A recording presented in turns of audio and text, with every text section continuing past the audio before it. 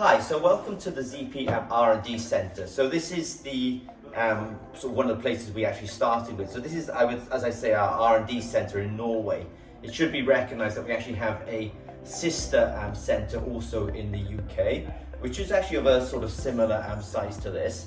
So I'm just going to do a quick walkthrough on this. It's actually a 2-floor facility, but we'll have a look at the first floor in this first video, and then the second video we'll look at the second floor. So, there's some offices here. So we have offices which house some of our senior scientists. You can tell that this is much more for engineers because they have all the little sorts of power supplies and sometimes a few soldering lines kicking around. So this is more of an engineering location. So a couple of senior engineers are here. Because of the engineering in this room, there's at least approximately there's at least 2 3D printers. We've also different types of 3D printers in the room as well. There might even be a scanner in the room. If you come here, this is for very light assembly of sort of prototypes. So we do a lot of electronics development. We have very strong analog and sort of digital engineers. I'm not going to open this door. We have a very unique workflow in the building. So we are very involved in biosensor development and molecular biology. So we have a one-way system in this facility where when we're doing PCR type work, polymerase chain reaction, we're going to be very careful of contamination. So this room, I'm not going to open it because we really are trying to, we are succeeding in keeping it very sterile. So this room is an unusual room that we have some electronics here, but behind the door there's a very sterile facility as well. So what we're going to do now is just walk down the corridor a bit. You will see people scurrying out of the way because they're in the middle of their workday. So let's go.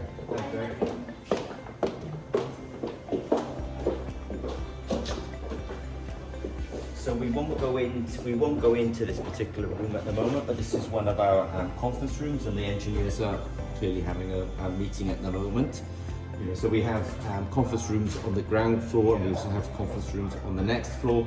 You can see that we're very used to online collaboration. You can see that in here we have a full conferencing system with proper cameras. These are not webcams on PCs. These are professional video conferencing equipment, so that we can communicate clearly with our customers essentially from Australia through Asia into Europe, off to North America, down to South America, and even Africa. So every continent's covered apart from Antarctica.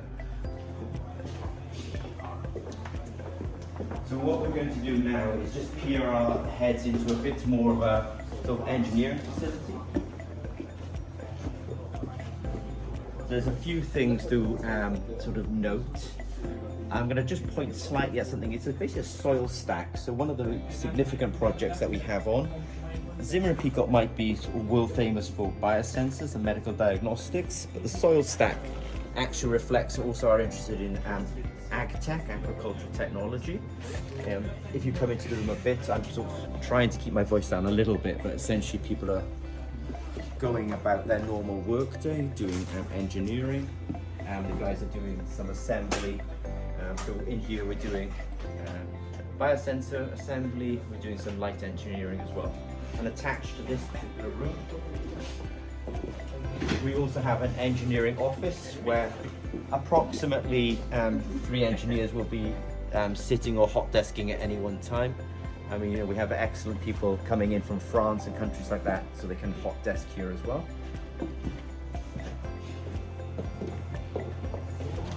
Now, what's happening in here, this is a little bit more of a dirty area.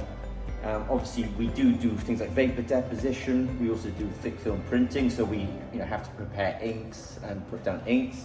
So it's a little, let's say, dirtier in here, but we have the ovens for doing curing.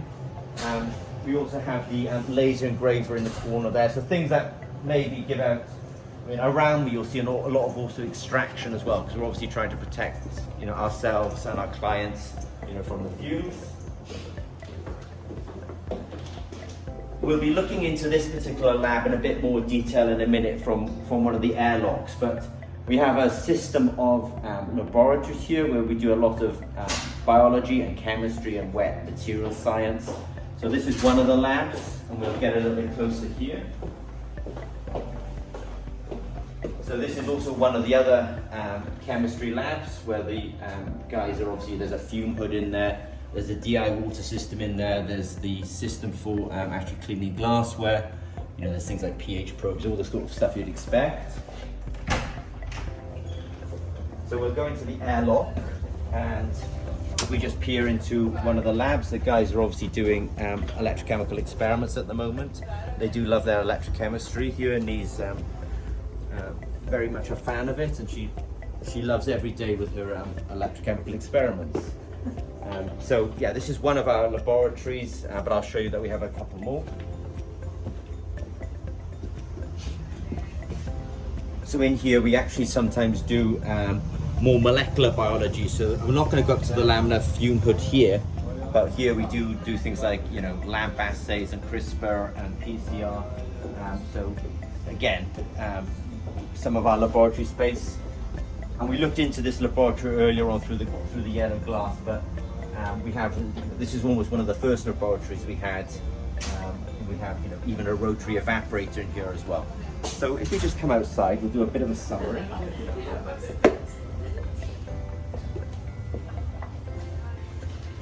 So this was essentially just a quick walkthrough through one of the floors in this building. And as I say, this is kind of an R&D centre that we have in Norway, but this no way reflects the 4,000 square metre facility that we actually have for manufacturing. So we have R&D and we also have manufacturing. But what we'll do now is a second part of this video, and we're going to do that upstairs, so join us up there. So I said in the first part of this video that we were on 2 floors in this particular building. So now we've come to the, let's say, higher floor. So this particular room, we generally use it for sort of functions. You know, if we want to have a Friday sort of breakout and, you know, give everyone a drink and some food and have a chat, then we'll go into this. It's quite a large, one of the largest rooms in the building, but we use that as a function room. So whereas the ground floor was very sort of engineering and science centric, up here we're doing, let's say, more clean activities. So here we have our sort of finance office. So if you're a client, then this is where those invoices are coming from. In here, we basically have a whole series of offices that are fairly duplicated, but we'll have a scientist and an engineer. In here, they're generally doing project management, dealing with vendors, doing design, such work. This is quite an unusual room because it's more focused on actually hot desking. You know, we generally have clients and collaborators from all around the world. You know, we'll have academic interactions, and those kind of people will generally come to this room where we will, you know, give them a hot desk and a couple of monitors and some Wi-Fi, and then they're good to go. In here, we have some of our PMs placed. They are working, so I don't want to disturb them too much, but one of the main strengths of the business is actually the way we organize our projects and sort of deliver against specs and agreed deliverables. In here we have some of our logistics people placed. I mean, people think that it's, you know, it's all about biosensor development and manufacturing, but obviously shipping things on time and to the right places, you know, is an art in itself. So we have a couple of logistics people. This room is basically almost like a parallel of, in the first video I said, you know, this is a conference room, and in that conferencing room we might have some quite high-tech equipment. Here it's the same, you know, double monitors so that we can see the clients online. We have professional cameras, professional speakers, professional microphones. So you can see that, you know, communication with the clients and the collaborators is really important. We're getting near to the end now. So we have a couple of senior engineers in this room, which, you know, again, there's a whole series of offices that kind of parallel each other with a couple of engineers and scientists in each one. And then we just wrap up here. So here we kind of, at the end of the building here, we have our sort of management suite where our CEO and CSOs, etc. sit. Okay, thanks very much.